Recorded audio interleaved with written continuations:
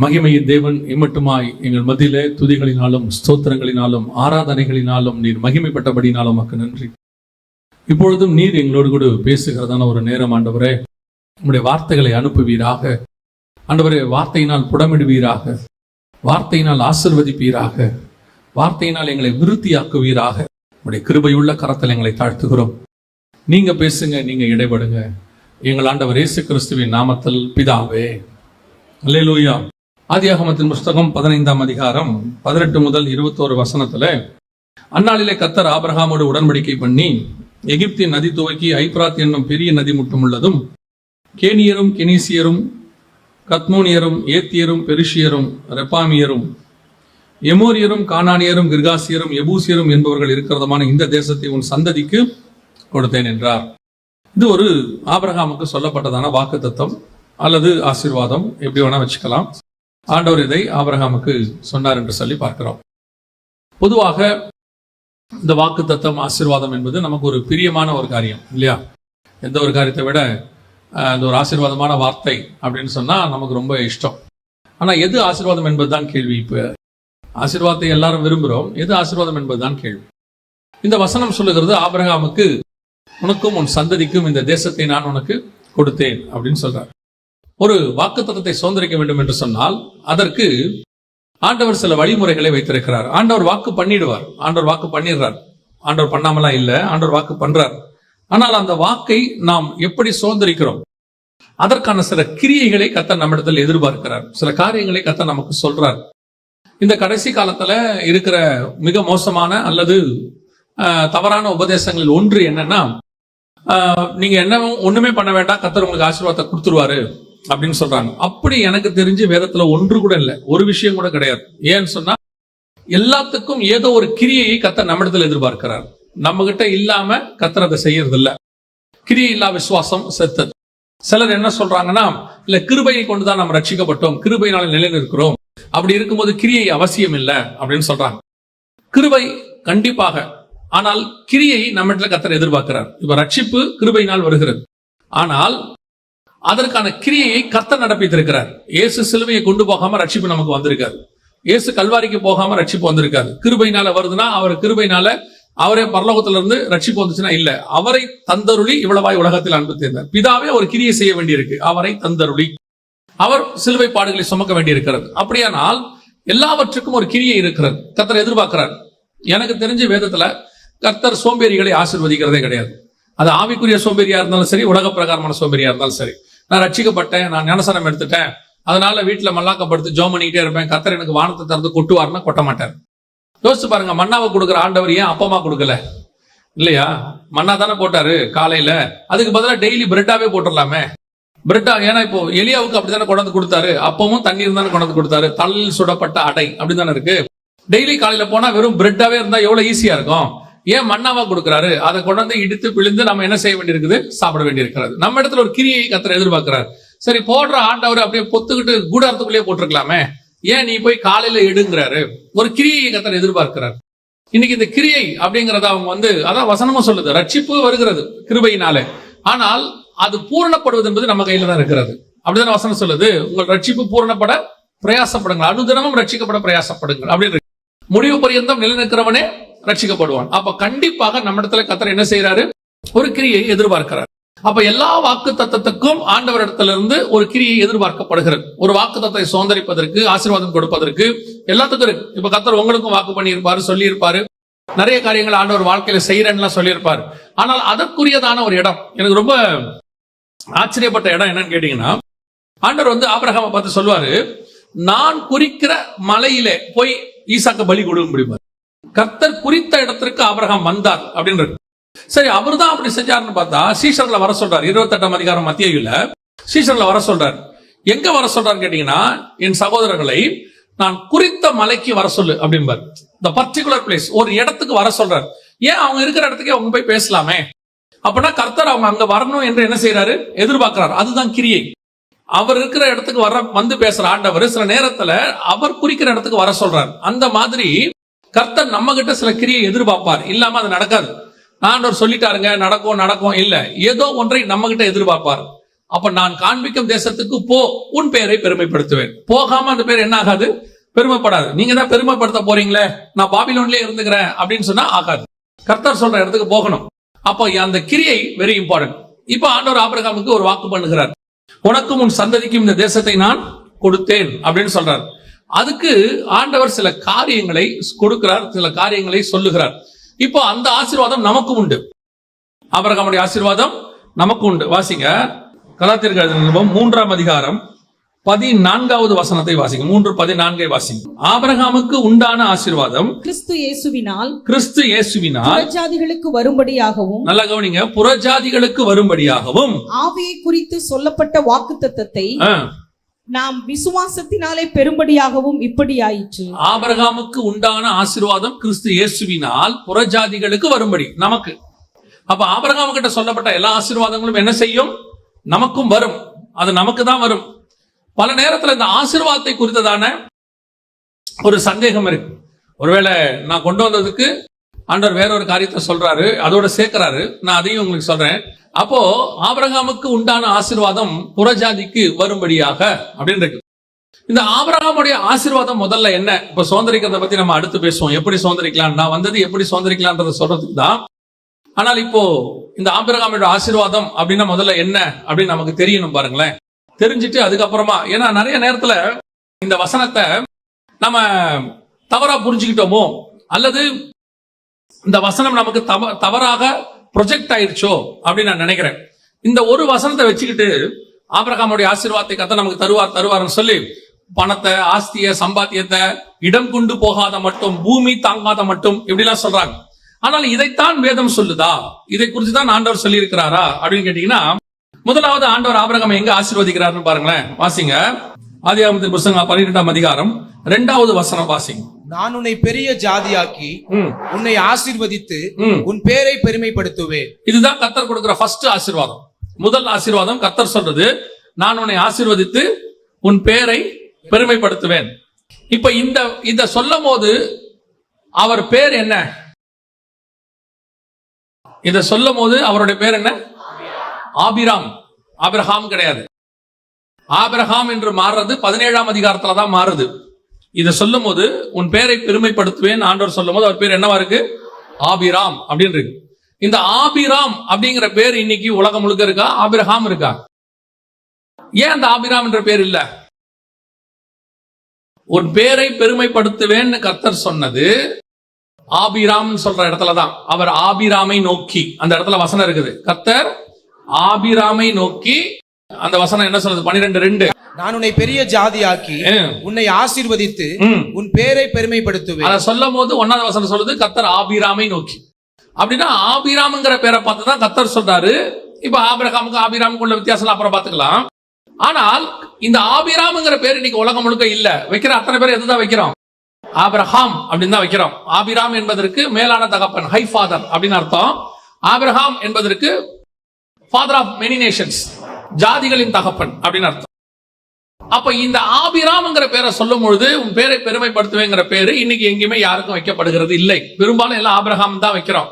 99.99 யாராவது ஆபிராம்னு வைக்கிறவங்க இருக்கிறாங்க. நான் சொல்றது 99.99 ஆபிரகாம் தான் வைக்கிறோம். அப்ப இந்த தீர்க்க தரிசனம், இந்த ஆசீர்வாதம் எங்கே நிறைவேறுச்சு அப்படின்னு பாத்தீங்கன்னா, இது வசனம் சொல்லுது ஆபிரகாமுக்கு உண்டான ஆசீர்வாதம் புறஜாதியாருக்கு வரும்படியாக கிறிஸ்து இயேசுவினால் அப்படின்னு. அப்ப இந்த ஆசீர்வாதம் எங்க வந்துச்சு அப்படின்னு பாத்தீங்கன்னு சொன்னா, இப்போ ஆண்டவர் சொல்றாரு, இப்ப ஆபிரகாம் பேரே இருக்கட்டும், ஆபிரகாம் கூட இருக்கட்டும், அந்த பேரு நீங்க ஒரு வேலை இல்லைங்க அவர் ஆபிரகாம் தான் சொல்லியிருப்பாரு, அப்படி கூட இருக்கட்டும். இந்த ஆபிரகாம்ங்கிற பேரு இன்னை வரைக்கும் இருந்தாலும் இந்த பூமி அழியும் போது ஆபிரகாம் பேரு என்னவாயிடும்?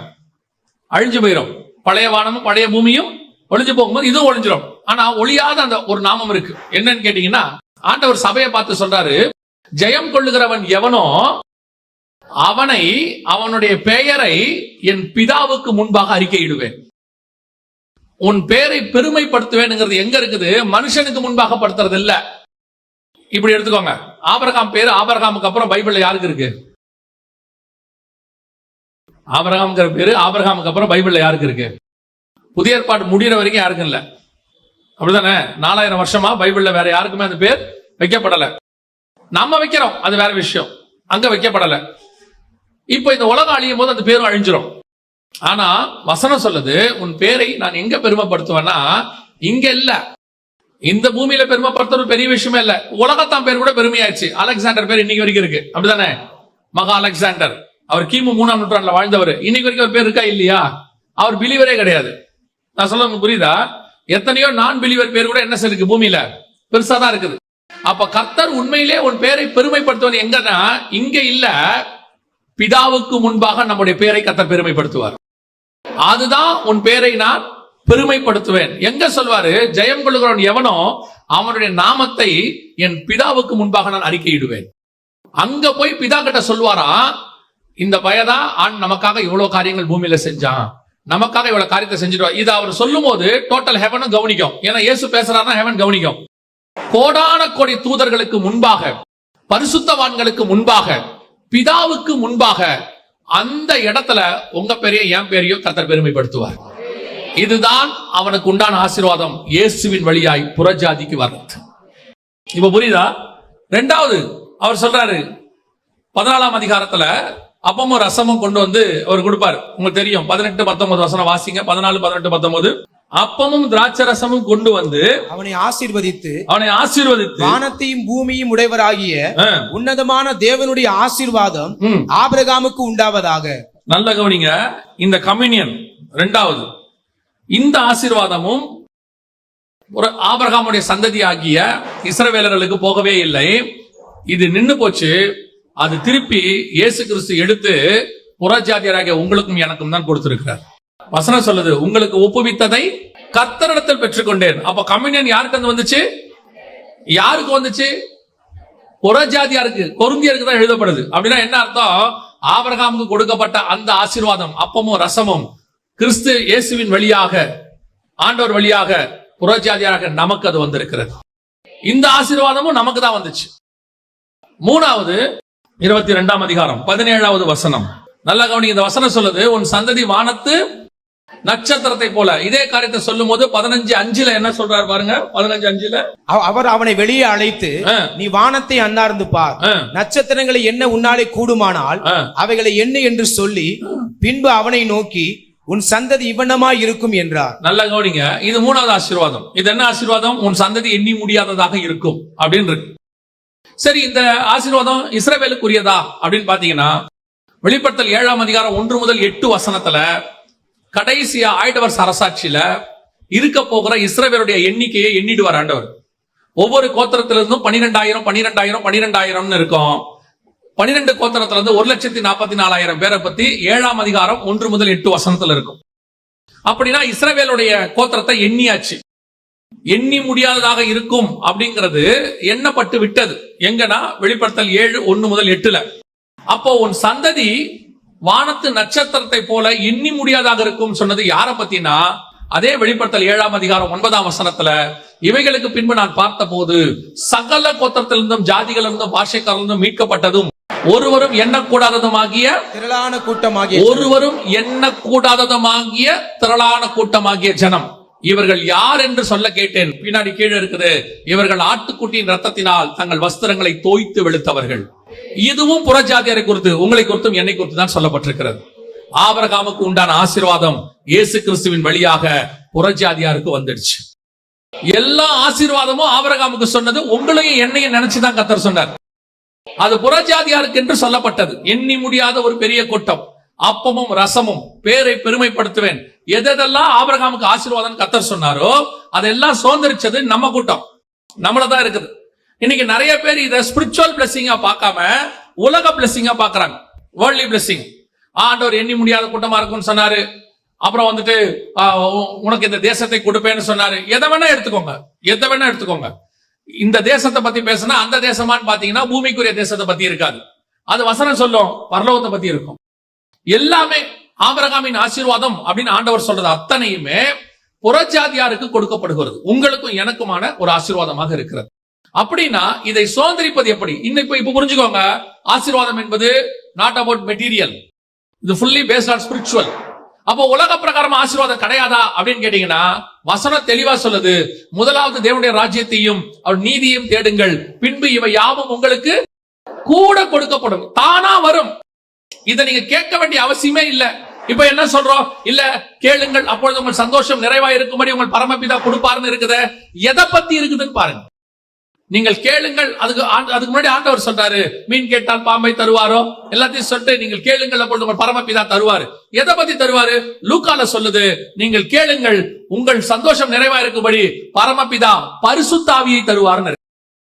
இதத்தான் இதே வசனத்துல நம்ம வாசிச்சோம். கலாத்தியர் 3ல ஆபிரகாமுக்கு உண்டான ஆசீர்வாதம் இயேசு கிறிஸ்துவின் வழியாக புறஜாதியாருக்கு வரும்படியாகவும் பரிசுத்த ஆவியை குறித்த வாக்கு தத்தத்தை நாம் விசுவாசத்தாலே பெரும்படியாகவும் இப்படி ஆயிடுச்சு. அப்படின்னா என்ன அர்த்தம்? ஆசீர்வாதம், வாக்கு தத்தம் எல்லாமே ஸ்பிரிச்சுவல், எல்லாமே கீழானவைகள் மேலானவைகள். இன்னைக்கு சபை இந்த கீழானத்தை நோக்கி திரும்பிடுச்சு, மெட்டீரியலிஸ்டிக்கா மாறிடுச்சு. இதையே போதனையா மாறி, இதையே ஆசீர்வாதமா மாத்தி, இதுதான் ஸ்பிரிச்சுவாலிட்டி அப்படின்னு ஒரு ராங்கா காட்டி விட்டாங்க. சோ இப்ப நம்ம முழுக்க முழுக்க எதுக்கு பின்னாடி ஓடிட்டு இருக்கிறோம்? கால் மிதிக்கும் தேசத்தை தருவார். என்ன சொல்றாரு? மிதிக்கிற தேசத்தை தருவார். நீங்க யோசித்து பாருங்க, கால் மிதிக்கிற தேசத்தை தருவார் ஆண்டவர் சொன்னாரு. இப்போ இங்க இந்தியாவில கிறிஸ்தவம் வளர்ந்துருக்குதா குறைஞ்சிருக்குதான்னு கேட்டா, இந்தியா நம்ம கைக்கு 2000 வருஷத்துல வந்திருக்குதானா? வராது. ஏன்னா அவர் பேசுறது இந்திய தேசத்தை குறிச்சு அல்ல, அவர் பேசுறது பரலோகத்தை குறிச்சு. அவன் அதையெல்லாம் அதிலும் மேன்மையான பரம தேசத்தை அவன் நாடினான். எந்த ஒரு விஷயத்தை வேணா எடுத்துக்கோங்க, அது முழுக்க முழுக்க ஸ்பிரிச்சுவல். அப்படித்தான் பார்க்கணும். அப்படி இருந்தால்தான் அது உங்களுக்கு ஒரு ஆவிக்குரிய ஆசீர்வாதத்தை கொண்டு வரும். இல்லைன்னா உங்களுக்கு என்ன ஆகும்னு கேட்டீங்கன்னா, உங்களை அப்படியே மாயையான உலக பக்கம் திருப்பிடுவாங்க. நான் சொல்றேன், இந்த இயேசுவை நான் ஏற்றுக்கொண்டு, புறஜாதி மார்க்கத்துல இருந்து இயேசுவை நான் ஏற்றுக்கொண்டு கிட்டத்தட்ட ஒரு 33 வருஷம் ஆகுது. இந்த 33 வருஷத்துல நான் இயேசு கிட்ட தெரிஞ்சுக்கிட்டது ஒண்ணுன்னா, இந்த உலக ஆசீர்வாதங்கிறது இயேசுடைய பார்வைக்கு அப்படிங்கிற மாதிரி ஒரு சின்ன விஷயம். 5000 பேருக்கு சாப்பாடு 5 நிமிஷத்துல ரெடி பண்ணி கையில கொடுத்துருவாரு. மிச்சம் 12 நிறைய கூட நிறைய எடுக்க மாதிரி கத்தர் கொடுப்பார். அதெல்லாம் ஆண்டவருக்கு ஒரு பெரிய விஷயமே கிடையாது. அதுக்காக நாம இவ்வளவு கஷ்டப்படணும்னு அவசியமே இல்ல. அதுக்காகத்தான் இயேசு சிலுவைக்கு போகணும்ன்ற அவசியமும் இல்லை. நம்மள பணக்காரராக்கிறதுக்கு அவர் ஏன் வந்து இங்க சிலுவைக்கு போனோம்? நிறைய பேர் போதிக்கிறாங்க, நம்ம ஐஸ்வர்யனாக்கும்படி அவர் தரித்திரரானார். ஏன் அதுக்கு முன்னாடி எல்லாம் ஏழையா இருந்தாங்களா? பவுல் ஏழையா இருந்தாரு. அதுக்கு முன்னாடி பவுல் பணக்காரனா தானே இருந்தாரு. கொர்னேலியஸ் ஏழையா இருந்தாரா? அவரை பணக்காரராக்கிறதுக்கு இயேசு சிலுவைக்கு போனாரானா? இயேசுக்காக அவங்க ஏழை ஆயிட்டாங்க. அவங்க இயேசுக்காக எல்லாவற்றையும் நஷ்டமும் குப்பையும் என்று விட்டாங்கன்ற ஒழிய நமக்காக அவர் அப்படி. அப்ப அந்த வசனத்துக்கான அர்த்தம் வேற. நம்ம ஐஸ்வர்யனாக்கும்படி சிமரன் சபைக்கு சொல்றாரு, ஐஸ்வர்யம் உள்ளவனா இருந்தும் உனக்கு இருக்கும் தரித்திரத்தை நான் அறிந்திருக்கிறேன். அவர் பேசுறது ஸ்பிரிச்சுவாலிட்டி.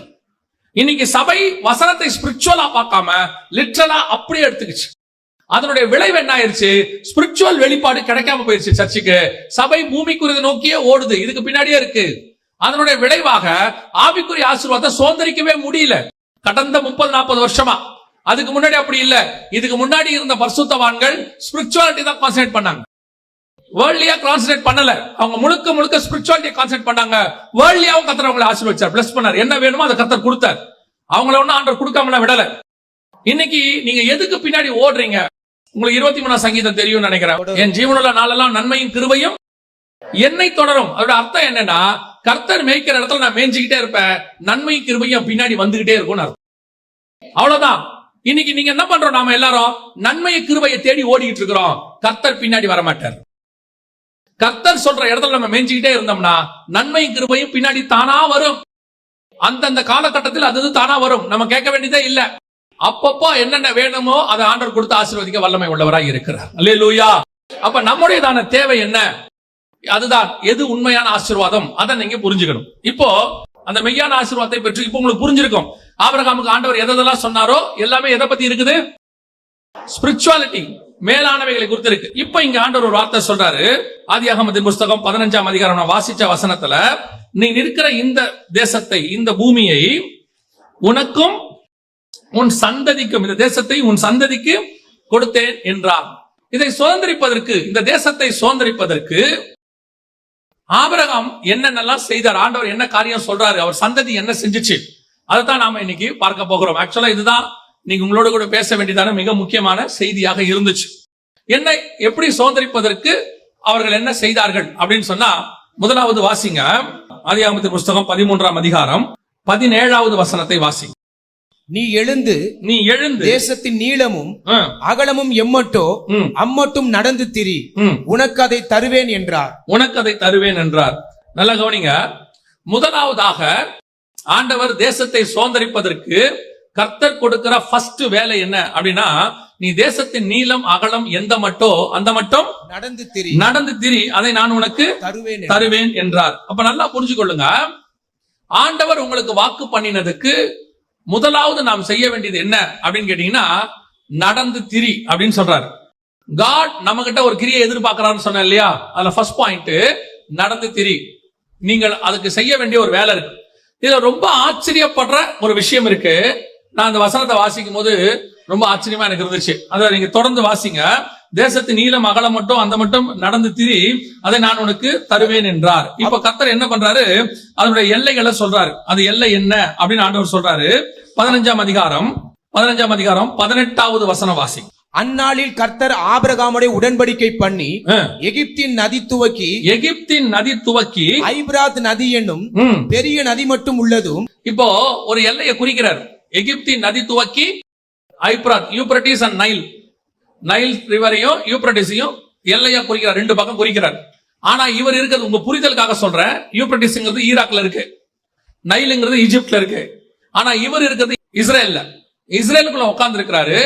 உட்கார்ந்து இருக்கிறவர் பார்த்து கர்த்தர் சொல்ற வார்த்தை, நீ தேசத்தின் நீளம் அகலம் எந்த மட்டோ அந்த மட்டும் நடந்து திரி, அதை நான் உனக்கு தருவேன் அப்படிங்கிறார். இப்போ ஆபிரகாம் எழுந்திருச்சு போய் ஒரு கூடாரத்தை போட்டாரு அப்படின்னு சொல்லி பின்னாடி பாக்குறோம். 18ஆம் வசனம். அப்புறம் ஆபிரகாம் பெயர்த்து கொண்டு போய் எப்ரோனில் இருக்கும் மம்ரேயின் சமபூமியில் குடியிருந்து அங்கே கர்த்தருக்கு ஒரு பலிபீடத்தை கட்டினான். ஆனா அலைஞ்சு திரிஞ்சானான்னு பாத்தீங்கன்னா இல்ல.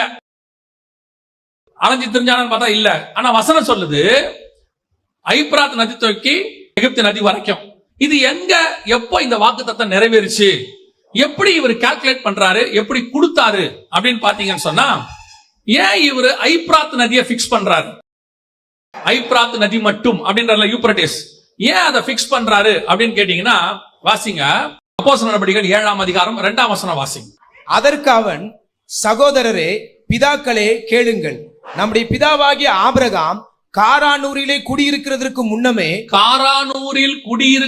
முன்னமே மெசபொத்தோமியா நாட்டில் இருக்கும்போது. மெசபொத்தோமியா எங்க இருக்கு தெரியுமா?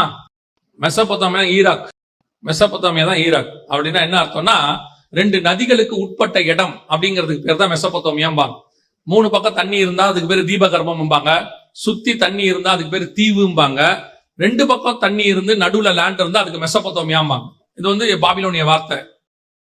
இவர் சொல்றாரு அப்போஸ்தலர் நடபடிகள் 7:2 காரானூரில் குடியிருக்கும் முன்னமே அப்படின்னா என்ன அர்த்தம்? ஆதியாகமம் 12:1-2 கர்த்தர் சொன்னார்ல, நான் காண்பிக்கும் தேசத்துக்கு போன்னு சொல்லும் போது ஆபிரகாம் காரான்ல தான் இருக்கிறார். அதுக்கு முந்தின வசனத்துல அவர் ஆரான் மட்டும் வந்து அங்கே தங்கி இருந்தார்னு இருக்கு. அவர் ஆரான்ல இருக்கிறார்.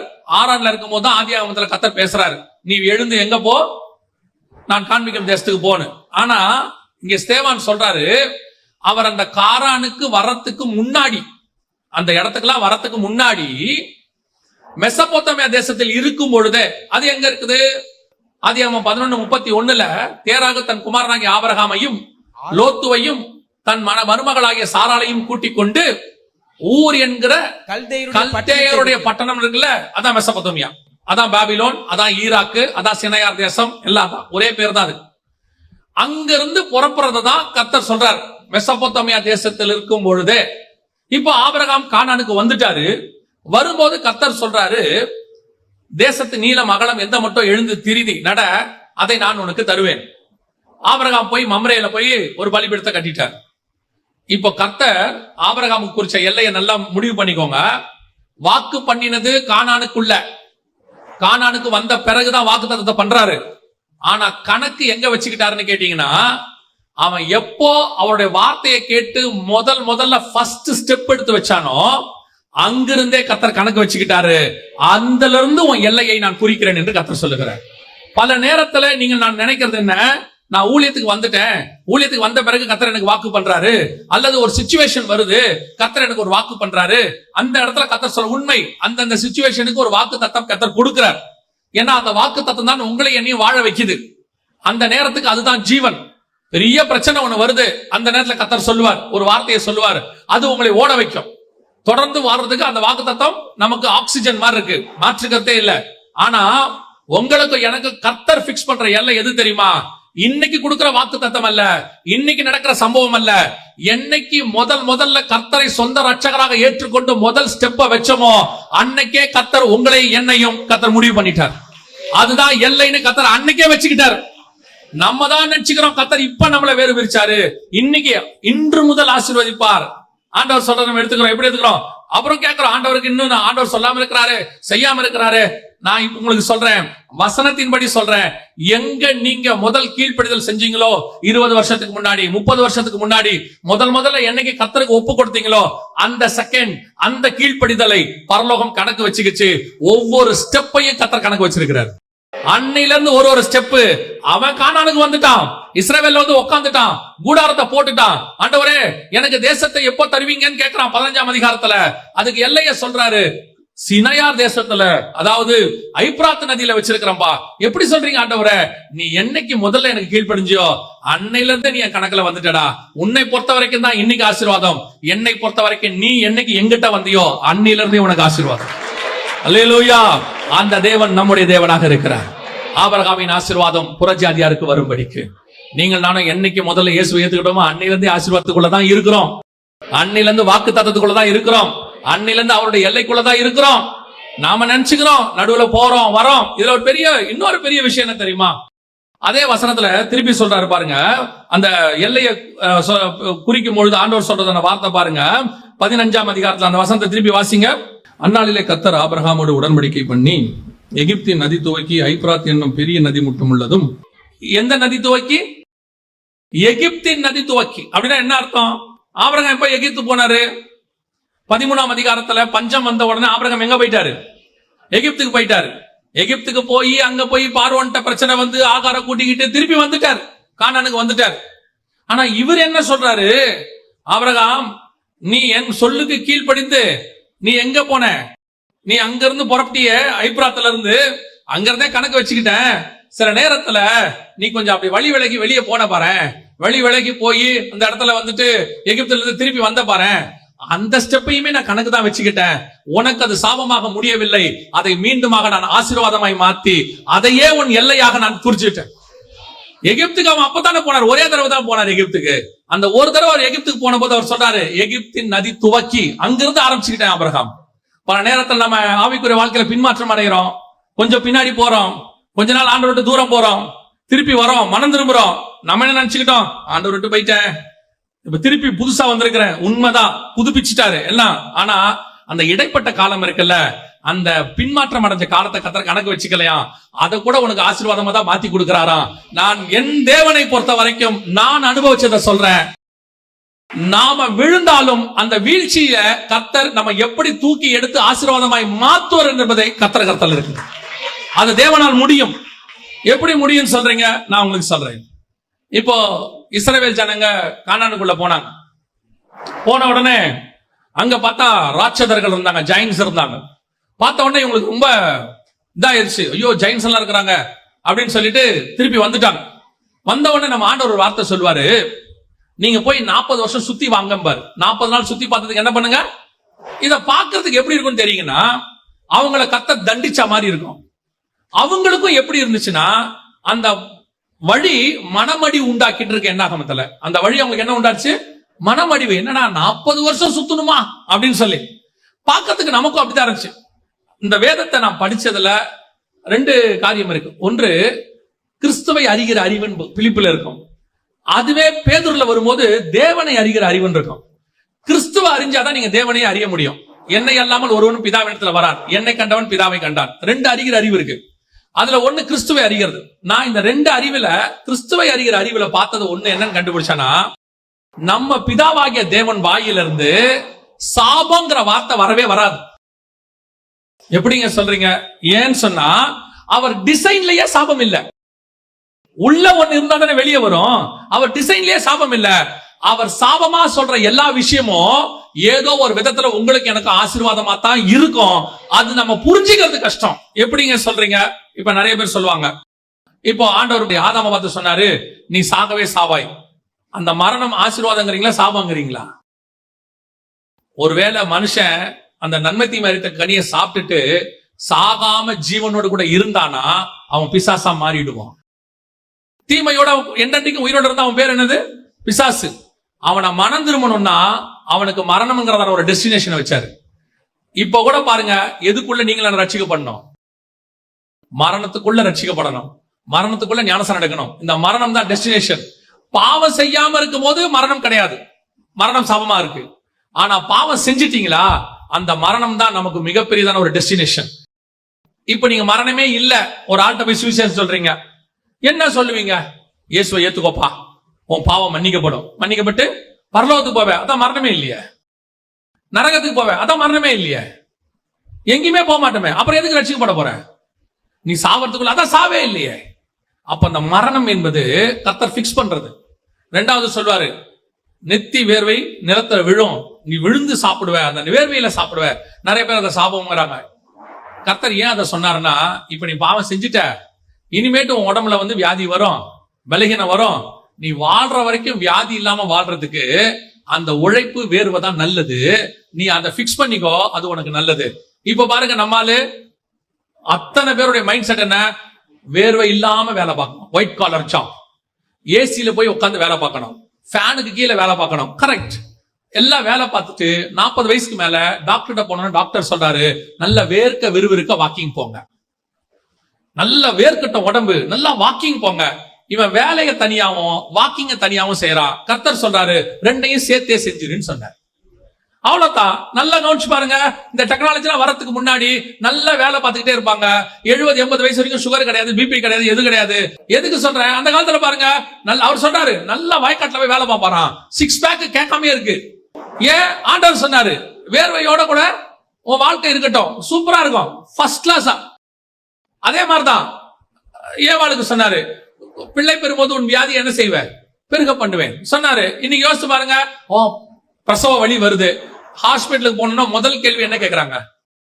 வலி வந்துருச்சா அப்படின்னு கேக்குறாங்க. உண்மையான வலியா அப்படின்னு பாக்குறாங்க. வலி வந்தாதான் ஹாஸ்பிட்டல்ல அட்மிஷன் போடுவாங்க. அந்த வலி பெரிய பெனிஃபிட். உங்களுக்கு சைக்காலஜிக்கலி சொல்றேன், டாக்டர் சொன்னது சொல்றேன். இந்த பிரசவ வலி இருக்குல்ல, அந்த வலியை ஃபேஸ் பண்ற பெண்ணுக்கு ரெஸ்ட் ஆஃப் த லைஃப் ஃபேமிலில வர எல்லா ப்ராப்ளத்தையும் ஃபேஸ் பண்ற அளவுக்கு சைக்காலஜிக்கலி தெளி ஆயிடுமா. அதனாலதான் அந்த காலத்துல இந்த காலம் வரைக்கும் குடும்பத்துல பெரிய பிரிவினை வராம இருந்துச்சு. எப்ப சிசேரியன் வந்துச்சோ பிரிவினையும் வந்துருச்சு, டிவோர்ஸ் அதிகமாயிருச்சு. காரணம், எதையும் தாங்க முடியற மனப்பக்குவமே இல்லையாமா. டாக்டர் சொல்றாங்க, நான் சொல்லல. கர்த்தர் எதை சொன்னாலும் அவருக்கு பின்னாடி ஒரு ஆசீர்வாதம் இருக்கும். ஆண்டவருக்கு சபிக்கவே தெரியாது, அவர் ஒரு சாபமா சொல்ற மாதிரி இருக்கும், அதுக்கு பின்னாடி நமக்கு தான் ஆசீர்வாதம் இருக்கும். ஏன்னா அவர் தகப்பன். அவரால உங்களை என்னையும் மீட்கத்தான் முடியுமே ஒழிய உங்களை என்னையும் அழிக்கணும்னு ஒரு நாளும் அவர் நினைக்கவே மாட்டார். இப்போ இஸ்ரவேல் ஜனங்கள் சொன்னார், 40 வருஷம் சுத்திவான்னு சொன்னார். இவன் நினைச்சுக்கிட்டான் ஏதோ நம்மள சுத்த சொல்றாரு போலன்னு. சுத்தி வரும்போது நீங்க பாருங்க, நியாயாதிபதிகள் புஸ்தகத்துல இருக்கும் 3ஆம் அதிகாரத்துல, கானான் தேசத்தில் நடந்த சகல யுத்தங்களையும் அறியாத இஸ்ரவேல் அனைவரையும் சோதிப்பதற்காகவும் யுத்தத்துக்கு பழக்குவிப்பதற்காகவும் கர்த்தர் விட்டு வைத்த ஜாதி என்னவெனில், பெலிஸ்தரின் 5 அதிபதிகளும் கானானியரும். அப்படிதானே இருக்குது, சகல கானானியரும். இதுல நல்லா கவனிச்சு பாத்தீங்களா, அவன் எந்த ராட்சதனை பார்த்து பயந்தானோ அந்த ராட்சதன் இருக்க மாட்டான். இதுல இந்த லிஸ்ட்ல பாத்தீங்கன்னா அந்த ராட்சசன் இருக்க மாட்டாங்க. அதோட அர்த்தம் என்னன்னா, இவன் 40 வருஷம் சுத்தி வரத்துக்குள்ள அவன் யாரை பார்த்து பயந்தானோ அவனை தூக்கிட்டாரு, அங்க இருந்து ரிமூவ் பண்ணிட்டாரு அந்த இடத்துல இருந்து. அதுக்குதான் சுத்தி வர சொன்னாரு. அதோட கூட பயந்த சந்ததியும் தூக்கிட்டாரு. இப்ப உள்ளுக்குள்ள வர்றது யார் வரா? பயம் இல்லாத ஃப்ரெஷ் சந்ததி. அதோட அர்த்தம் என்ன தெரியுமா? நான் கொடுக்கிற தேசம் பாலும் தேனும் ஓடுகிற தேசம், சந்தோஷமான தேசம். அதுல பயந்து பயந்து நீ வாழக்கூடாது, பயம் இல்லாம சந்தோஷமா வாழணும். இதுக்கு பின்னாடி தான் 40 வருஷம் இருக்குது. கர்த்தர் செய்யற ஒவ்வொன்றுத்துக்கு பின்னாடியும் உங்களுக்கும் எனக்கும் நன்மை தான் இருக்குமே ஒழிய தீமை என்பது இருக்கவே இருக்காது. ஏனால் தேவனால் தீமை செய்ய முடியாது. அவர் தீமையை பார்க்க மாட்டாத சுத்த கண்ணன். அவருடைய டிசைன்லயே தீமை கிடையாது. அவர் எதை நடத்தினாலும் அதுக்கு பின்னாடி நன்மை தான் இருக்கும். சுத்திவான் சொன்னா நன்மை தான் இருக்கும். எங்க தூக்கி நெருப்புல போட்டாலும் அதுல நன்மை தான் இருக்கும். சிங்கக்கவில போட்டாலும் நன்மை தான் இருக்கும். ஏன் நான் கண்டுபிடிச்சது, கர்த்தரால் தீமையை செய்ய முடியாது. ஏன்னா அவர் டிசைன்ல கிடையாது. அப்படி இருக்கும் பொழுது ஆண்டவர் எவ்வளவு நல்லவர் பாருங்களேன். இவனை எகிப்துல போய் பிக்ஸ் பண்றாரு எல்லைய. இப்ப சொல்றாரு, அந்த நைல் நதிக்கு வரைக்கும் போயிட்டு வந்தியா ஆண்டவரே, நான் பஞ்சத்துல தெரியாம போயிட்டேன், அந்த இடத்தையும் வச்சுக்கோ, அதுவும் எல்லையாக இருக்கட்டும். நான் தெரியாம செஞ்ச சில தப்புகளை கூட அதை மாத்தி மீண்டும் அதை ஆசீர்வாதமாக்கி என்னை கொண்டு போய் மறுபடி நிறுத்துவதற்கு கர்த்தர் வல்லமை உள்ளவராய் இருக்கிறார். அந்த தேவன் உனக்கும் எனக்கும் வகுக்கிற வல்லை. பல நேரத்தில் நம்ம சொல்றோம்ல, நடுவுல கொஞ்ச நாள் இப்படி வீணா போச்சுங்க, கொஞ்ச நாள் அப்படி ஆகி போச்சு, அது மட்டும் இருந்ததா? ஆண்டவர் சொல்றாரு, கவலைப்படாத, அதையும் ஒரு நாள் மாத்தி ஆசீர்வாதமாய் கொடுப்பதற்கு கர்த்தர் வல்லமை உள்ளவராய். அதுக்கு பெரிய சான்று ஆபிரகாம் தான். எகிப்தின் நதி துவக்கி அவன் எகிப்துக்கு போனது போகக்கூடாத இடம் தான். அந்த இடத்தையும் கர்த்தர் கையில கொடுத்து விட்டார். பல நேரத்துல தெரியாம சில தப்பு செஞ்சிருப்போம். இப்போ ஒரு உதாரணத்துக்கு நான் சொல்றேன், ஆண்டவர் உங்களை சில காரியங்களுக்கு அழைச்சிருப்பாரு, நீங்க வந்திருக்க மாட்டீங்க, அதுக்கு ஒரு 2-3 வருஷம் வேஸ்ட் ஆயிருக்கும். ஆண்டவர் சொல்றாரு, அது நீ தெரியாம செஞ்சது, அந்த 2-3 வருஷத்தையும் பின் நாட்களிலே உனக்கு ஆசீர்வாதமாக்கி மாத்தி உன் வாழ்க்கையை எடுக்கும் போது அதில் நஷ்டம் என்பதே இல்லாதபடிக்கு நான் மாத்தி கொடுத்துருவேன். அல்லேலூயா. இதான் கர்த்தர் கொடுத்த மிக முக்கியமான ஆசீர்வாதம். இதைத்தான் ஆண்டவர் சொன்னாரு, எழுந்து நட. ஆண்டவர் சொன்னா தைரியமா போங்க. கர்த்தர் உங்களுக்கு அந்த கிரியை ரொம்ப முக்கியம். ஆண்டவர் சொல்ற பாதையில போயிட்டே இருங்க. ஆனா ஒவ்வொரு ஸ்டெப்பையும் உங்களுக்கு ஆசீர்வாதமாய் மாத்துகிற தேவன் ஒருவர் உங்களோடு கூட இருக்கிறார். எல்லாத்தையும் கொடுப்பார். எல்லாத்தையும் நான் சொல்றது, அவர் உங்களுக்கு வாக்கு பண்ணின எல்லாத்தையும் கொடுப்பார். ஒன்று கூட வீணா போகாது. நீங்க யோசிச்சுட்டு இருப்பீங்க, நடுவுல அப்படி ஆயிடுச்சு, இப்படி ஆயிடுச்சு, கொஞ்சம் அந்த மாதிரி ஆயிட்டேன். இப்போ ஒரு நாள் வரும், கர்த்தர் நினைவு கூறுவார், எல்லாத்தையும் நினைவு கூறுவார், மீண்டுமாக சரி பண்ணி எல்லாத்தையும் கொண்டு வந்து ஆண்டவர் கொடுப்பார். 40 வருஷம் இஸ்ரவேல் ஜனங்களை விட்டுட்டாரு. ஆனால் கர்த்தர் திருப்பி கொண்டு வரும் பொழுது அது அத்தனையும் உங்களுக்கு ஆசீர்வாதமாகத்தான் இருக்கும். அல்லேலூயா. ஆண்டவர் நடத்துற பாதையை குறித்து கவலைப்படாதீங்க. அது சாபமா முடியாது, அது ஆசீர்வாதமாகத்தான் முடியும். அது முடிவு பரியந்தம் கர்த்தர் அப்படித்தான் நடத்துவார். 2வது வாசிங்க, தேசத்தை சுதந்திரிப்பதற்கு என்ன செய்யணும் வாசிங்க. 13ஆம் அதிகாரம் 14, 15 வாசிங்க. லோத்து ஆபிரகாமை விட்டு பிரிந்த பின்பு கர்த்தர் ஆபிராமை நோக்கி, உன் கண்களை ஏறெடுத்து நீ இருக்கிற இடத்திலிருந்து வடக்கேயும் தெற்கேயும் கிழக்கேயும் மேற்கேயும் நோக்கி பார். நீ பார்க்கிற இந்த பூமி முழுவதையும் நான் உனக்கும் உன் சந்ததிக்கும் என்றென்றைக்கும் இருக்கும்படி கொடுத்து. அங்க சொன்னாரு 15ல, நீ நடக்கிற பூமியை உன் சந்ததிக்கு கொடுப்பேன். இங்க கர்த்தர் சொல்றாரு, நீ பார்க்கிற பூமியை உன் சந்ததிக்கு கொடுப்பேன். இதை எதை சொல்றாரு ஆண்டவர்? பார்க்கிற பூமியை கொடுப்பேன்னா எதை பத்தி ஆண்டவர் பேசுறாரு? இப்ப யோசிச்சு பாருங்க. இத சொல்லும் பொழுது குறைஞ்சபட்சம் ஆபிரகாமுக்கு ஒரு 75ல இருந்து 80 வயசு. ஏன்னா கானானுக்குள்ள அவர் போகும்போது 75 வயசுன்னு 12ஆம் அதிகாரம் சொல்லுது. 80 வயசு இருக்கும். அவர் வாழ்நாள்ல பாதிக்கு மேல வாழ்ந்துட்டார். இப்ப கர்த்தர் சொல்றாரு, நீ பார்க்கிற பூமியை தருவேன். எவ்வளவு தூரம் அவரால் பார்க்க முடியும்? எவ்வளவு தூரம் பார்க்க முடியும்? யோசிச்சு பாருங்க. ஒரு 500 1/2 கிலோமீட்டர் பார்க்க முடியுமா? 1 கிலோமீட்டர், ஒரு 10 கிலோமீட்டர் பார்க்க முடியுமா உட்கார்ந்து அவர் இருக்கிற இடத்துல இருந்து? ஆண்டவர் சொல்றாரு, நீ பார்க்கிற பூமியை நான் உனக்கு தருவேன் அப்படின்னு சொல்றாரு. ஆபிரகாமின் ஆசீர்வாதம் யாருக்கு வரணும்? புறஜாதிக்கு வரணும். எதுன்றது உங்களுக்கு புரியணும், அதுக்குதான் சொல்றேன். இப்ப கானானுக்குள்ள இருந்து கர்த்தர் சொல்றாரு, நீ பாரு, நீ பார்க்கிற இந்த பூமியை நான் என்ன செய்வேன், உனக்கு தருவேன் அப்படிங்கிறார். இப்ப ஆபிரகாம் ஏஞ்சி பார்த்தாருன்னா எவ்வளவு தூரம் தெரிஞ்சிட போகுது? என்னதான் நீங்க ரொம்ப ஐ ஷார்ப்பா இருந்தாலும், எவ்வளவு பர்ஃபெக்டா இருந்தாலும், ஒரு 2-3 கிலோமீட்டர் தெரியுமா? ஒரு 5 கிலோமீட்டர் தூரத்துல தெரியுமா? அதுக்கு மேல என்ன செய்யாது, தெரியாது. ஆனா கர்த்தர் பிக்ஸ் பண்ணது எல்லை என்னன்னு பார்த்தா ஐப்ராத். கர்த்தர் பிக்ஸ் பண்ணது எகிப்து. அது நடந்தது. ஆனா பாக்குறது என்ன தெரியுமா? பாக்குறதுன்னு சொல்லிட்டா, நீ பார்க்கிற பூமியை நான் உனக்கு தருவேன், கிழக்கு மேற்கு தெற்கு வடக்குன்னு சொல்லிட்டா, இந்த பக்கம் 2 கிலோமீட்டர், இந்த பக்கம் 2 கிலோமீட்டர், சுத்தி 4 கிலோமீட்டர், மொத்தமே சுத்தளவு 8 கிலோமீட்டர் 10 கிலோமீட்டருக்குள்ளதான் இருக்கும். இதைத்தான் கர்த்தர் சொன்னாரா? இதுதான் வாக்கு தத்தமானா? அது அல்ல. ஆபிரகாம பார்க்க சொன்னது வேற, ஆபிரகாம் பார்த்ததும் வேற. வாசிங்க, எபிரேயருக்கு நிருபம் 11ஆம் அதிகாரம் 13வது வசனத்தை வாசிங்க. இவர்கள் எல்லாரும் வாக்குத்தத்தம் பண்ணப்பட்டவைகளை அடையாமல், இவன் தான் வந்துட்டானே, வாக்குத்தத்தம் பண்ணப்பட்ட அடையாமல்னா இவர் தான் கானானுக்குள்ள வந்துட்டாரே. அப்படின்னா எதை இவர் சொல்றாரு? வாக்குத்தத்தம் பண்ணப்பட்டதை அடையாமல் தூரத்தில் அவைகளை கண்டு இதைத்தான் சொன்னார் ஆபிரகாம் பார்த்து, நீ நோக்கி பார், நீ பார்க்கிற பூமி முழுவதும் உனக்கு நான் தருவேன். தூரத்தில் அவைகளை கண்டு நம்பி அணைத்துக் கொண்டு பூமியின் மேல் தங்களை அந்நியரும் பரதேசிகளும் என்று அறிக்கையிட்டு விசுவாசத்தோட மரித்தார்கள். எதுக்கு தெரியுமா? ஏன் தெரியுமா? அந்த வசனம் சொல்லுது, அவர் சொன்னது இந்த பூமியை குறித்து அல்ல. அவர் சொன்னது தூரத்துல உனக்கு ஒண்ணு நான் வச்சிருக்கிறேன், தூரத்துல ஒண்ணு வச்சிருக்கிறேன். எது தெரியுமா? அதுதான் கைவேலை அல்லாத ஒரு தேசம், கர்த்தர் உண்டாக்கின ஒரு பட்டணம், அஸ்திவாரம் இல்லாத ஒரு நகரம், கர்த்தர் உனக்காகவும் எனக்காகவும் ஆயத்தம் பண்றது. அதைத்தான் ஆபிரகாம் பார்த்து சொல்றாரு, தூரத்தில் அவைகளை கண்டு நம்பி அணைத்து கொண்டு விசுவாசத்தோட மறைத்தார்கள். அப்படின்னா கர்த்தர் உங்களுக்கு எனக்கும் சொல்ற இரண்டாவது என்ன தெரியுமா, நீ பார்க்கிற இடம் முழுவதையும் உனக்கு தருவேன். அதோட அர்த்தம் என்னன்னா, நீங்க இங்க பார்க்கறத சொல்லல, உங்களுக்கும் எனக்கும் வேறொரு விஷன் ஓபன் ஆகும். உங்களுக்கும் எனக்கும் ஆண்டவர் ஸ்பிரிச்சுவலி ஒன்னு வச்சிருக்கிறாரு. அந்த விஷன் ஓபன் ஆகி அதை பார்க்கிறவர்களாய் நீங்க மாறும்போது மட்டும்தான் உங்களுடைய வாக்கு தத்தம் நிறைவேறும். இன்னைக்கு நாம முழுக்க முழுக்க அழிகிறதையே பார்க்கிறோம். ஒரு லேண்ட் அரை கிரவுண்ட் இல்ல ஒரு கிரவுண்ட், அவ்வளவுதான். இதுதான் நம்முடைய மொத்த ஆசையுமே. இது அல்ல ஒரு அரை கிரவுண்ட், ஒரு கிரவுண்ட், 1 ஏக்கர், 2 ஏக்கர், 3 ஏக்கர், இதல்ல.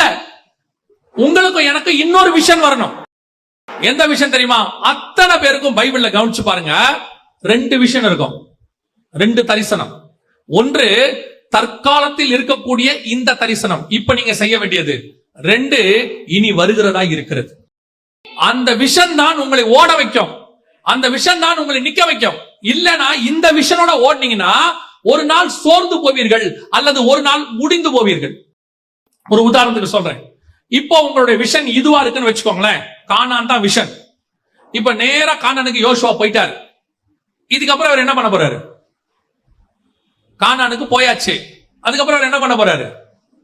அவ்வளவுதான், வேலை முடிஞ்சிருச்சு. கூட்டம் வந்து வேலை முடிஞ்சு, அதுக்கப்புறம் சாகர வரைக்கும் யோசுவாவுக்கு என்ன இல்ல, வேலையே கிடையாது, அவ்வளவுதான். அப்படின்னா முடிகிற விஷன் இருக்குமானால் நீங்கள் ஒரு இடத்தில் சோர்ந்து போவீர்கள், இல்லை முடிந்து போவீர்கள். முடியாத விஷன் ஒன்னு இருக்கும், அதுதான் உங்களை சாகர வரைக்கும் வாழ வைக்கும். நான் உங்களுக்கு இன்னும் கொஞ்சம் எக்ஸ்பிளைன் பண்றேன் பாருங்க, ஈஸியா புரியும். இப்ப இந்த வசனம் இருக்குல்ல, எபிரேயர் 11 வாசிச்சீங்களா ஆபிரகாமை பத்தி? அதை அல்ல, அதிலும் மேன்மையான பரமதேசத்தையே நாடினான். அப்படின்னா என்ன அர்த்தம்? இப்ப கானானுக்கு வந்துட்டாரு. ஃபர்ஸ்ட் விஷன் என்ன? நான் காண்பிக்கிற தேசத்துக்கு போ, அதை நான் உனக்கு தருவேன். வந்தாச்சு, கூடாரம் போட்டாச்சு. இப்போ ஆபிரகாமை பொறுத்த வரைக்கும் பிள்ளை இல்ல ஆண்டவரே, பிள்ளை வந்துடுச்சு, ஈசாக்கு வந்தாச்சு. சந்ததி இல்ல ஆண்டவரே, யாக்கோபும் வந்தாச்சு. ஏன்னா ஆபிரகாம் சாகும்போது யாக்கோபுக்கு 15 வயசு, யாக்கோபும் வந்தாச்சு. இனி என்ன பண்ணணும்? ஆபிரகாமுக்கு இனி பண்ணணும் ஒண்ணுமே தெரியாது. அவ்வளவுதான் ஆண்டவரே, நீங்க சொன்னதெல்லாம் முடிஞ்சிருச்சு, நான் என்ன பண்றது? அப்ப சாகர வரைக்கும் நான் சும்மா தான் இருக்கணுமா? ஆபிரகாமுக்கு அந்த கவலையே வரல. ஏன் தெரியுமா? அவனுடைய விஷன் அந்த தேசத்துக்கு வந்த உடனே கர்த்தர் வேற ஒரு விஷயம் ஓபன் பண்ணிட்டாரு. இந்த இடத்துல அவன் சொல்றான், இதை அல்ல, நான் வந்தது இதுக்கு இல்லைன்னு எனக்கு தெரிஞ்சு போச்சு. ஆரம்பிக்கும் போது இதுக்காக தான் ஆரம்பிச்சேன், ஆனா இங்க வந்தவொடனே கர்த்தர் என் விஷனை மாத்திட்டாரு. இது அல்ல, இதிலும் மேன்மையான பரமதேசத்தையே அவன் நாடினான். என் விஷன் ஸ்பிரிச்சுவலா மாறிடுச்சு. இது எல்லாருக்கும் இருக்கும். இப்போ மோசேவை எடுத்துக்கொள்ளுங்க. பார்வோன் குமாரத்தியின் மகன் எனப்படுவதை வெறுத்து, ஓகே ரைட், வெறுத்தாச்சு. இஸ்ரவேல் ஜனங்களை விடுதலை ஆக்கியாச்சு, கானானுக்கு பிரயாணப்பட்டாச்சு. வழியில கர்த்தர் சொல்லிட்டாரு, அவ்வளவுதான், முடிஞ்சு போச்சு வேலை, நீ சாக போற. ஓஹோ, அவ்வளவுதானா? அதுக்கப்புறம் நான் என்ன செய்யணும்? நீ கானானுக்கு கூட்டு போக மாட்ட, கண்மலையை அழிச்சுட்ட, அவ்வளவுதான், யோசுவா தான் போற, நீ போக மாட்ட. இப்போ மோசேக்கு அவ்வளவுதான் லைஃப், இதுக்குதான் நான் பாடுபட்டோனா? இல்ல, மோசேக்கு ஒண்ணு தெரியுது, இது அல்ல, இனி வரும் பலன் மேல் நோக்கமாகி தேவ ஜனங்களோட துன்பத்தை அனுபவிக்க தெரிந்து கொண்டான். எனக்கு இன்னொன்னு இருக்கு, ஸ்பிரிச்சுவலி ஒரு பிளெஸிங் இருக்கு, அதை நோக்கித்தான் உன்னுடைய தரிசனம் இருக்கணும். நீங்கள் சபைக்கு வர்றது எதுக்கு தெரியுமா? இந்த வேர்ல்ட்லி பெற்றக்கூடியதான தரிசனத்துக்கு இல்ல, இந்த விஷயம் இல்ல, அது இருக்கு. ஆனா இதோட உங்களுக்கு முடியாது. இப்ப நிறைய பேர் சர்ச்சுக்கு எதுக்கு வராங்க? ஆண்டவர் எங்களை ஆசீர்வதிக்கணும், ஒரு வீடு வரணும், ஒரு கார் வரணும், பொண்ணுக்கு கல்யாணம் ஆகணும், பையனுக்கு வேலை கிடைக்கணும். கிடைச்சிருச்சு, என்ன பண்ண போறீங்க? ஆண்டவர் கொடுத்துட்டாரு, என்ன பண்ணுவீங்க? அடுத்து என் பொண்ணுக்கு ஒரு நல்ல குழந்தை பிறக்கணும், அடுத்து என் பையனுக்கு ஒரு கல்யாணம் ஆகணும், அவனுக்கு ஒரு குழந்தை பிறக்கணும், அடுத்து என்ன பண்ண போறீங்க? என் பேர பிள்ளை நல்லா வளரணும். இப்படியே தான் போயிட்டு இருக்கோம். விஷன் இல்ல, தரிசனம் இல்ல. இப்போ இதை தாண்டி ஒரு தரிசனம் இருக்கும். எது தெரியுமா?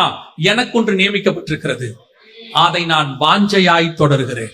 பவுல் சொல்றாரு, நான் இங்க ஓடுவேன், அடி வாங்குவேன், எல்லாம் செய்வேன், சாவடிச்சீங்கன்னா சந்தோஷமா சாவேன். அவர் சொல்றாரு, நான் இருக்கிறது உங்களுக்கு பிரயோஜனமா இருக்கும், நான் போகிறதை பிரயாசப்படுகிறேன். ஏன் தெரியுமா? இருந்தா உனக்கு பிரயோஜனம், விட்டாச்சா எனக்கு ஒண்ணு இருக்கிறது, அதை நான் வாஞ்சையாய் தொடர்கிறேன். ஏன்னா அவன் விஷன் முழுக்க மேல இருக்கு.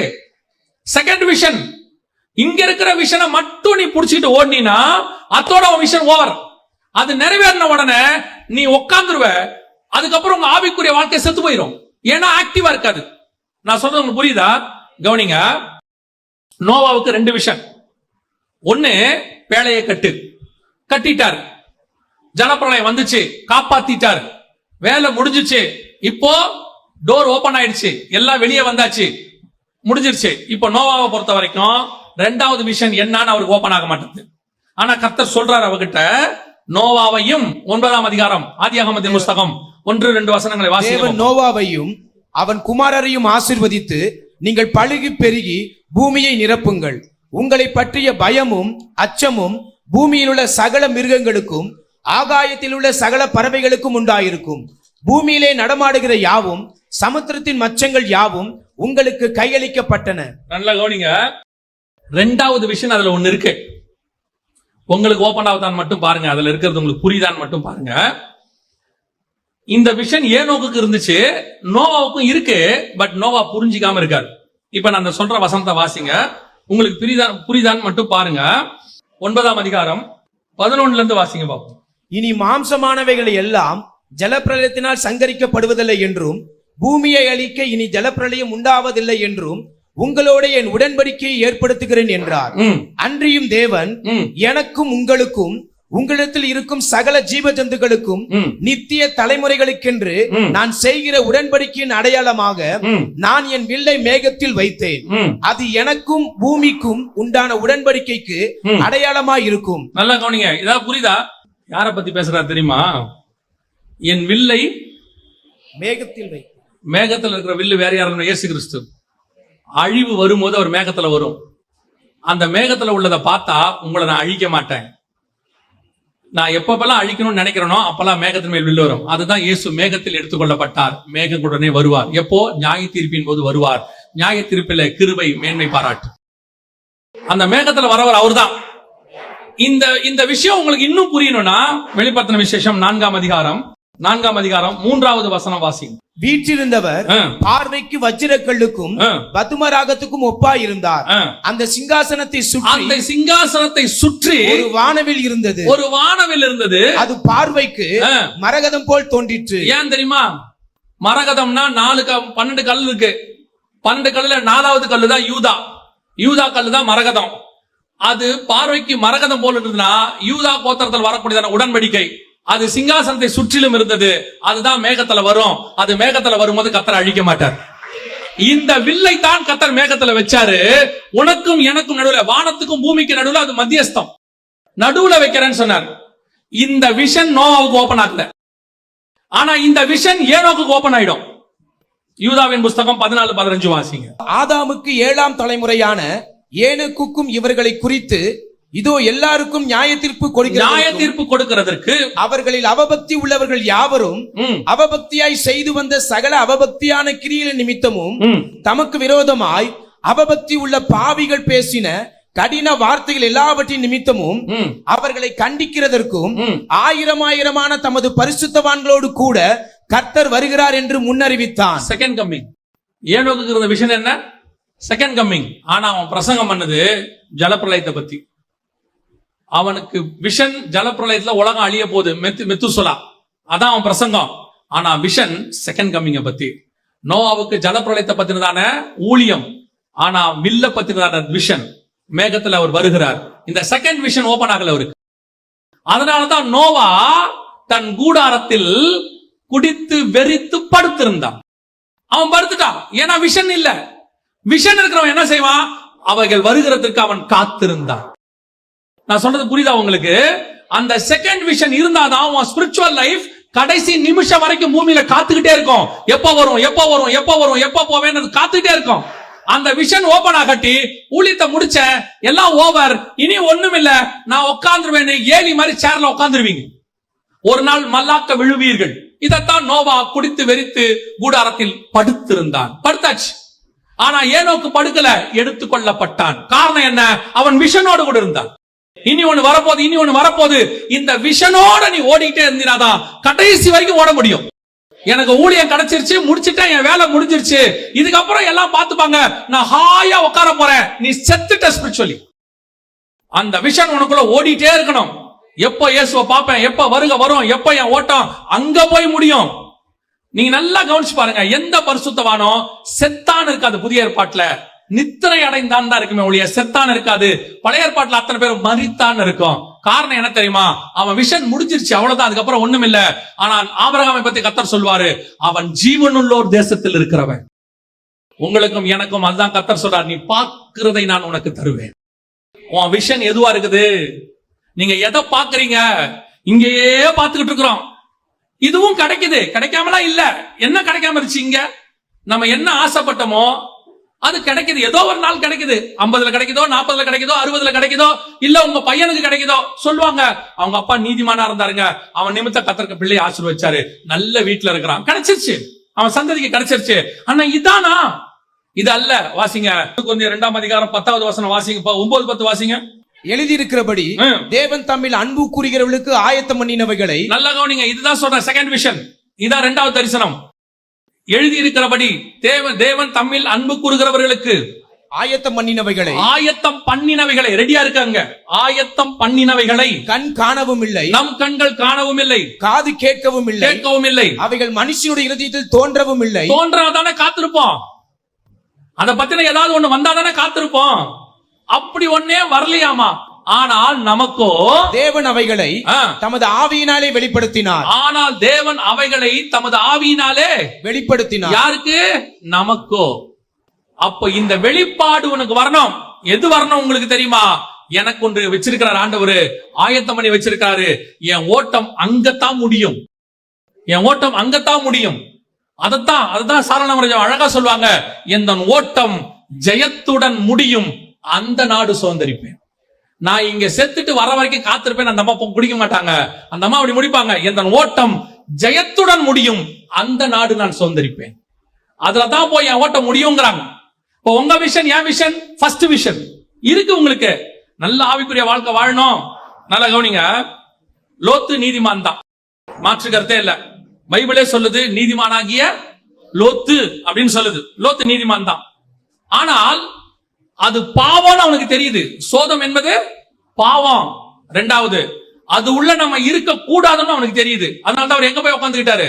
சோதோமின் வாசல்ல. 3வது, அந்த பாவத்துல நம்ம கலந்துட கூடாதுன்னு யாரோட என்ன பண்ணல? அவர் சேரல. ஆனா அவருக்கு இல்லாத ஒரு விஷயம் என்ன தெரியுமா? நாளைக்கு சோதம் அழிய போகுதுன்னு அவருக்கு தெரியாது. அவருக்கு என்ன தெரியாது? ஏனோக்குக்கு தெரியும் கர்த்தர் நியாயம் தீர்க்க போகிறார். நான் சொல்றது உங்களுக்கு புரியுதா? ஏனோக்குக்கு தெரியும் கர்த்தர் என்ன செய்ய போறாரு? நியாயம் தீர்க்க போகிறார். அதனாலேயே அவர் தேவனோடு கூட சஞ்சரித்தார், காணப்படாமல் போனார். ஆனா லோத்துக்கு நீதிமான் தான், பாவம் செய்யாதவன் தான், பாவம் செய்ய கூடாதுன்னு அவனுக்கு தெரியுது. ஆனால் அடுத்து வரக்கூடியதான நியாய தீர்ப்பு என்னன்னு அவனுக்கு தெரியல.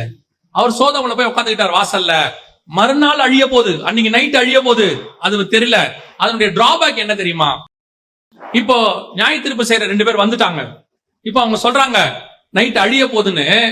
இவர் போய் யாரையாவது இருந்தாலும் கூட்டு வான்றாரு. 2 மருமகனை கூப்பிடுறாரு. 2 பேரும் இவரை என்ன பண்ணா? பரியாசம் பண்ணினா. அப்படின்னா என்ன அர்த்தம்? இவருக்கு அந்த விஷன் இல்ல, இருந்திருந்தா அதை அவன் மருமகனுக்கு அவர் சொல்லியிருப்பாரு. இந்த சோதம் ஒரு நாள் நிச்சயம் அழியும், கர்த்தர் கொண்டு வருவாரு, அந்த அழிவிலிருந்து நம்ம தப்பிக்கணும்பா, அந்த அழிவு நம்ம தப்பிச்சு வெளியே போயிடணும்னு இவருக்கு அந்த விஷன் இருந்திருந்தாதான் இவர் மருமகன்கிட்ட சொல்லியிருப்பாரு. நோவாவுக்கு அந்த விஷன் இருந்துச்சு, மருமகள்கள் உள்ளே போயிருச்சு. லோத்துக்கு அந்த விஷன் இல்ல, மருமகன் வெளியே வரல. புரியுதா உங்களுக்கு? இந்த செகண்ட் விஷன் இருக்கணும். அதுக்கு தான் சொல்றேன், இனி வரக்கூடியதான பத்தின விஷன் இருக்கணும். இன்னைக்கு சபைக்கு இப்பத்தி விஷன் இருக்கு. பரிசுத்தமா இருக்கணும், உண்மையா இருக்கணும், நீதியா இருக்கணும், பாவம் செய்யக்கூடாது, அவங்களுக்கு நல்லது செய்யணும், நாம தான தர்மம் பண்ணணும். கரெக்ட், இது ஃபர்ஸ்ட் விஷன். உனக்கு 2வது விஷன் இருக்கா? எப்ப வேணாலும் கர்த்தர் வருவார், எப்ப வேணாலும் நியாய தீர்ப்பு நடக்கும்.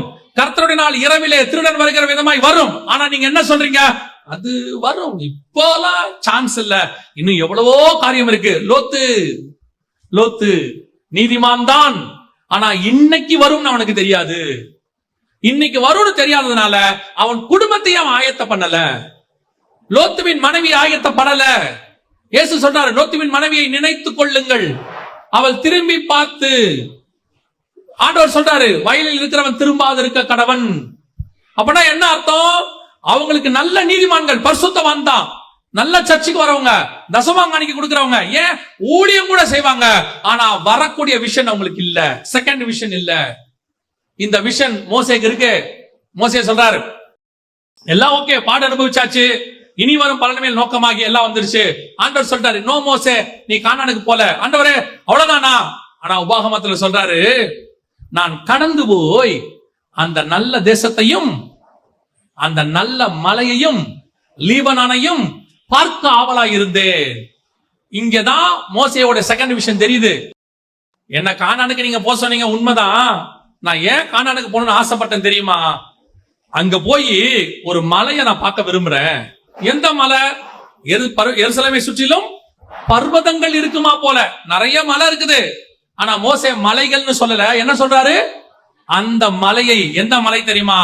நான் இங்கே கானானுக்கு உள்ளே போறனோ இல்லையோ தெரியாது, நான் சாகரனோ இல்லையோ தெரியாது, நீங்க கொண்டு போய் என்ன புதைப்பீங்களோ என்னமோ எனக்கு தெரியாது. ஆனா ஒரு நாள் வரும், அங்க ஒரு மலை இருக்கு. அந்த மலையில என்னுடைய நேசரை நான் முகமுகமாய் காண்பேன். நாங்க 2 பேரும் ஒரே மலையில உட்கார்ந்து பேசுவோம். அந்த நல்ல மலையை நான் பார்க்க ஆவலாய் இருந்தேன். இதான் செகண்ட் விஷன். அந்த விஷன் இருந்துச்சுன்னா இங்க நடக்கிறத பத்தி நீங்க கவலையே பட மாட்டீங்க, இத பத்தி யோசிக்கவே மாட்டீங்க. இது தானா நடக்கும். இந்த வேலையை நம்ம செய்யணும், ஊழியமும் பண்ணணும், குடும்பத்தை பார்க்கணும், வேலைக்கு போகணும், சம்பாதிக்கணும். ஆனா இது அல்ல, இதிலும் மேன்மையான இன்னொன்னு எனக்கு இருக்கு. அதுதான் என்னுடைய முடிவு, டெஸ்டினேஷன். அது ஓபன் ஆகாதவன் அதுல போய் ரீச் ஆக முடியாது. அப்ப என்ன ஆகும்? நல்லா படிக்கணும், சம்பாதிக்கணும், வேலைக்கு போகணும். பையனுக்கு என்ன சொல்லி கொடுப்போம்? டே நல்லா படிடா, இல்ல நீ நடுத்தரில் நிப்ப. படிச்சா தாண்டா வேலை, நாளைக்கு இன்னைக்கு சம்பாதிச்சாதாண்டா வேலை. அவன் படிச்சான், சம்பாதிச்சான், இப்ப எல்லாம் இருக்கு. பையன் சிகரெட் பிடிக்கிறவனா மாறிட்டான், பையன் குடிக்கிறவனா மாறிட்டான். இல்ல பையன் அது கூட இல்ல, நல்ல நீதிமானாவே இருக்கிறான், விஷன் இல்லாதவனா இருக்கிறான். உங்களை மாதிரி ஆவிக்குரிய விஷன் அவனுக்கு இல்ல. ஏன் இல்ல? நீங்க அவனுக்கு இந்த ஃபர்ஸ்ட் விஷனை கொடுத்தீங்க, செகண்ட் விஷனை சொல்லி கொடுக்கல.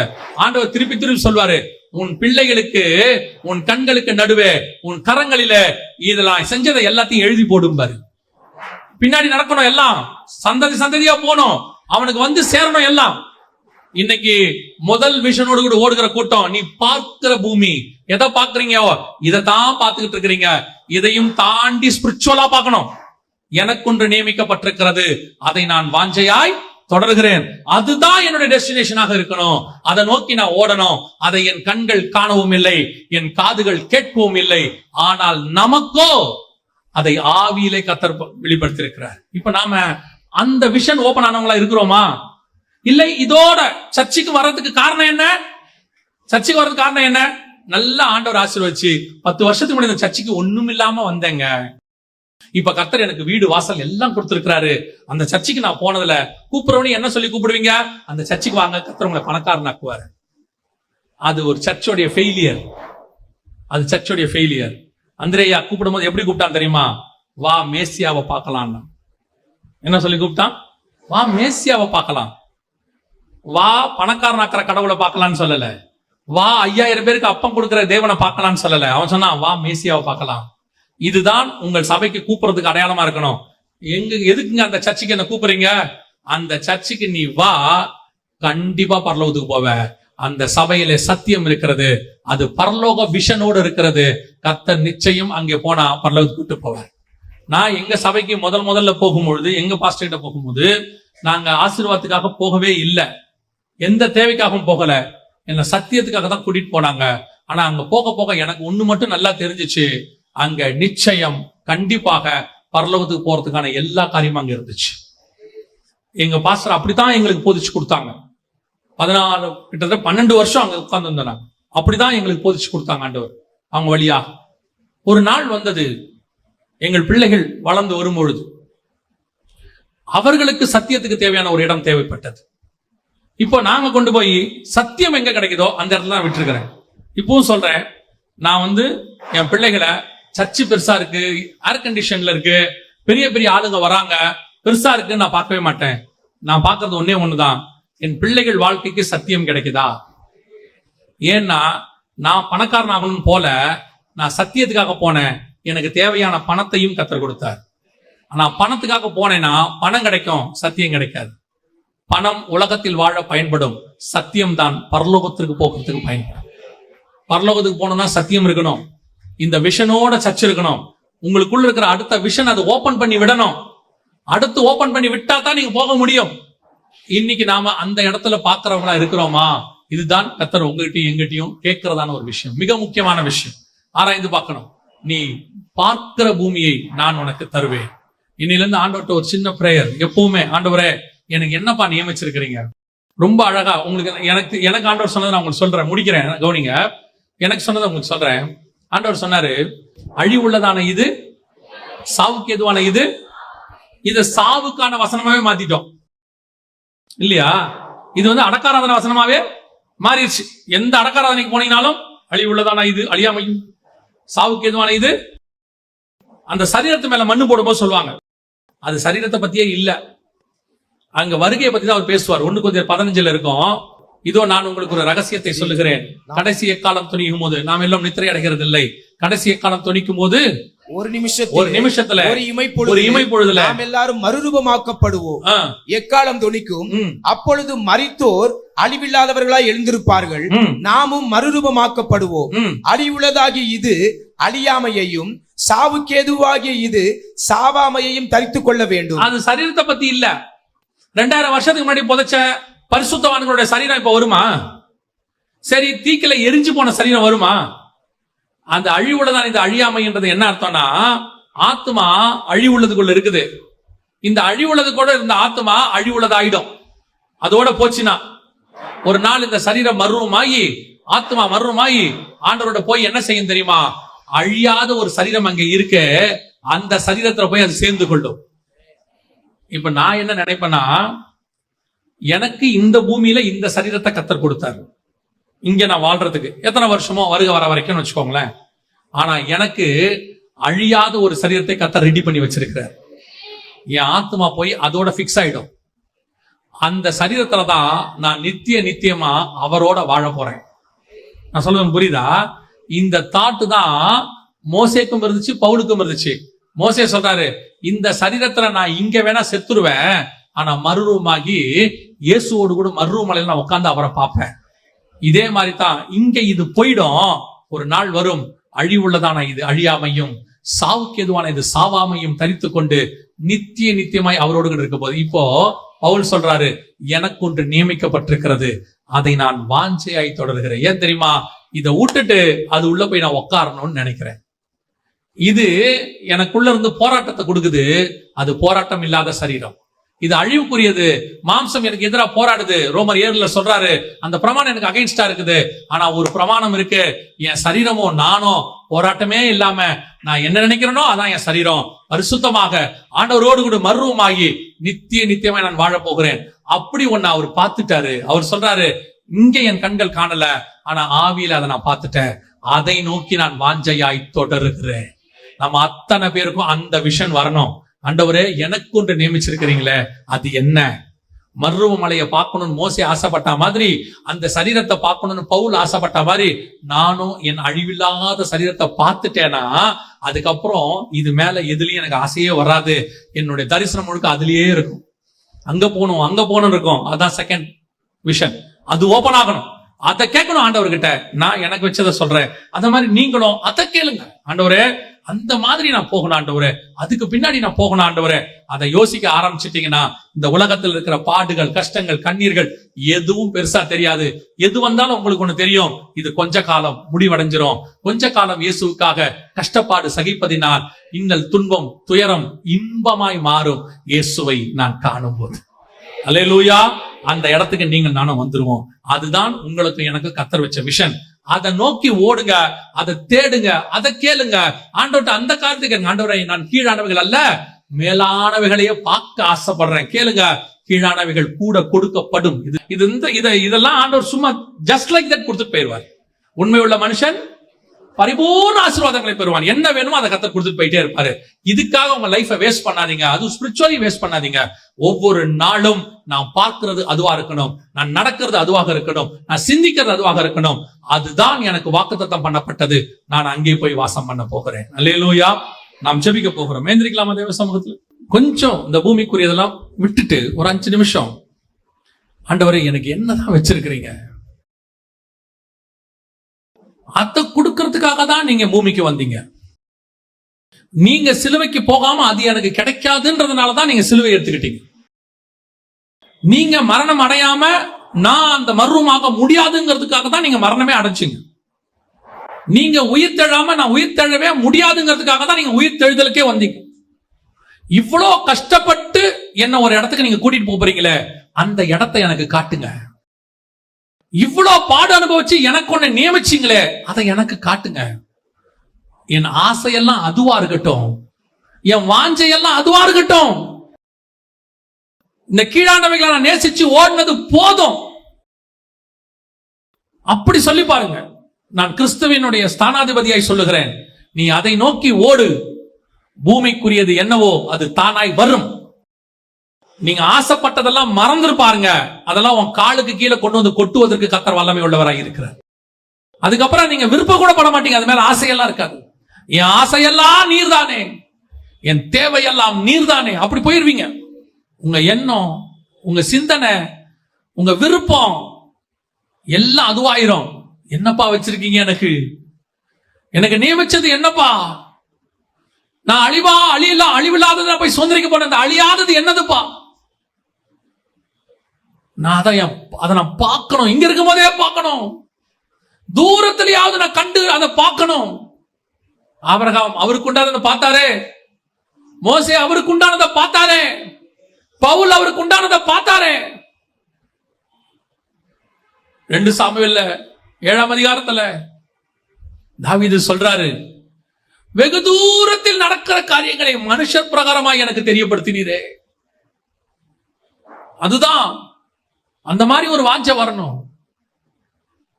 ஒப்பு கொடுப்போமா தேவ சமூகத்தில்? ஆண்டவரே, ஆசை வாஞ்சை தேவை எல்லாம் அதுவா இருக்கட்டும். அந்த தேசம் சரணஜமா சொன்ன மாதிரி இந்த ஓட்டம் ஜெயத்துடன் முடியும். அந்த நாடை நான் சுதந்தரிப்பேன். அந்த பரிசுத்த வாட்டியோடைய பாட்டை போய் பாருங்க. வாஞ்சையெல்லாம் அதுவாதான் இருக்கும், தேவையெல்லாம் அதுவாதான் இருக்கும். ஒரு இடத்துல கூட பூமிக்குரியதை பத்தி ஒண்ணு இருக்காது, எல்லாம் அதுவாதான். வீணை நாதம் தொனித்திடும் நேரம் வரவேற்பு அழிக்கப்படும். என்னை பேர் சொல்லி இயேசு கூப்பிடுவார், எனக்கு ஆனந்தம் பொங்கிடுமே. அவர் பாதம் வீழ்ந்து பணிந்தேன், ஆனந்த கண்ணீர் வடித்தேன். இந்த ஓட்டம் ஜெயத்துடன் முடியும். அந்த நாடு நான் சுதந்திரிப்பேன். இதுதான் டெஸ்டினேஷன், இதுதான் வாஞ்சை, இதான் வாழ்க்கை. அவ்வளவுதான். இந்த பூமியில இயேசுவை நான் தெரிஞ்சுக்கிட்டதுக்கு இதுதான் முக்கியம். இதுக்கு பின்னாடி தான் நான் ஓடணும், இதுதான் என் முன்னாடி வச்சு நான் ஓடணும். அப்படி ஒரு தீர்மானம், அப்படி ஒரு வாஞ்சை உன் இருதயத்துல கர்த்தர் இன்னைக்கு பேசியிருப்பாருன்னா, உன் ஆத்மாக்குள்ள அந்த வார்த்தை ஊடுருவி இருக்கும்னா, எந்திரத்தை போல அந்த வார்த்தை உன் இருதயத்துக்குள்ள குடஞ்சுக்கிட்டு வந்திருக்கும்னா, உண்மையிலேயே உன் வாஞ்சை இதுவா இருக்கும்னா மட்டும் ஆண்டவருக்கு நேராக உன் கரங்களை உயர்த்தி, ஆண்டவரே என் தேவையெல்லாம் இதுதான், ஆண்டவரே என் ஆத்மாவுக்கு இதுதான் எனக்கு தேவை, என் சரீரத்துக்கு தேவைக்கு நான் போராடினது போதும், அதுக்கு பின்னாடி என் வாழ்க்கையை வேஸ்ட் பண்ணது போதும். ஓடி ஓடி ஓடி அது கிடைக்காம எப்படியாவது அதை அடைஞ்சிடணும். என் வாழ்க்கையில பாதிக்கு மேல விட்டுட்டாண்டவரே. இன்னைக்கு என்னுடைய டெஸ்டினேஷனை மாத்துறேன், என் விஷனை மாத்துறேன். எனக்கு ஒன்று நன்றாய் தெரிகிறது, இதுவரைக்கும் என் கண்கள் அதை காணவில்லை, இன்னைக்கு என் ஆவியிலே கர்த்தர் எனக்கு அதை தெரியப்படுத்த இருக்கிறார். ஒப்பு கொடுப்போமா? நல்ல தகப்பனே, சர்வ வல்லமையுள்ள எங்கள் ஆண்டவரே, ஒருமனப்பட்டு உடைய சமூகத்துக்கு எங்களை ஒப்பு கொடுக்கிறோம். ஆண்டவரே, எங்க அத்தனை பேருக்கும் அப்படிப்பட்ட ஒரு தரிசனம் ஓபன் ஆகட்டும். எங்க சபை பூமியை பார்க்கிற சபை அல்ல, எங்க சபை வானத்தை அண்ணாந்து பார்த்து மேகத்துல வர்ற வானவில்ல பார்க்கிற சபை, வானத்தை பார்க்கிற சபை, மேகத்துல வர வில்ல பார்க்கிற சபை.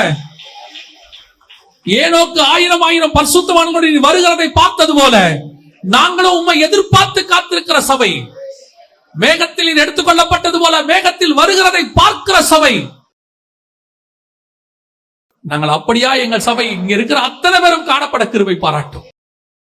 இந்த வசனம் நீர் வருகிற வரைக்கும் எங்களுக்குள் கிரியை செய்வதாக எங்கள் ஆண்டவர் இயேசு கிறிஸ்துவின் நாமத்தில் ஒப்பு கொடுத்து ஜெபிக்கிறோம், ஜீவனுள்ள நல்ல பிதாவே.